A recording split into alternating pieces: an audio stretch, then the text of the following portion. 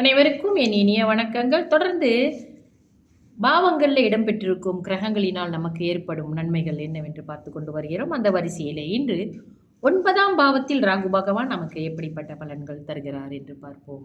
இவர்களுக்கு பூமி பொருள் லாபம் இருக்கும், அழியா செல்வம் பெற்றவர்களாக இருப்பார்கள்.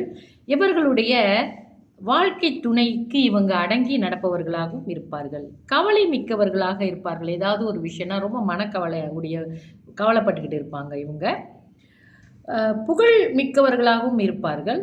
அனைவருக்கும் இவர் இந்த இப்படி ஒரு அமைப்பு உள்ளவங்க, அதாவது 9ல் ராகு இருக்க பிறந்தவர்கள் பிறருக்கு துன்பம் கொடுக்கக்கூடியவர்கள். அதாவது எப்படின்னா மன கஷ்டத்தை கொடுப்பாங்க. அவங்களோட பேச்சினாலேயோ செய்கையினாலேயோ அவங்க சுற்றி இருக்கிறவங்களுக்கு ஏதாவது ஒரு துன்பத்தை விளைவிக்கக்கூடியவர்களாகவும் இருப்பார்கள். ஒரு குரூரமான பேச்சு, ஒரு கடினமான பேச்சு இவர்கிட்ட இருக்கும். சுயநலமான ஒரு எண்ணமும் இவங்களுக்கு இருக்கும்.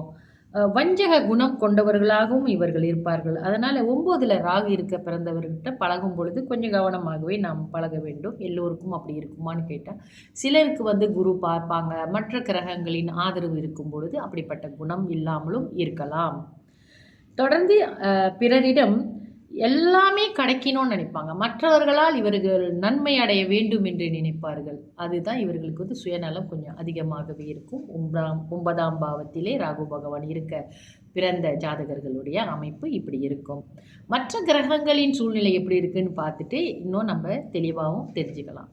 ஆனால் நம்ம ஒரு கிரகத்தை பற்றி பேசும்பொழுது அதனுடைய தன்மை, அதன் இருக்கும் இடம், அதனுடைய காரகத்துவத்தை பற்றி தான் நம்ம பேசிக்கிட்டு வரோம். தொடர்ந்து நாளைய பதிவில் 10ஆம் இடத்திலே ராகு பகவான் என்ன செய்கிறார் என்று பார்ப்போம். நன்றி, வணக்கம்.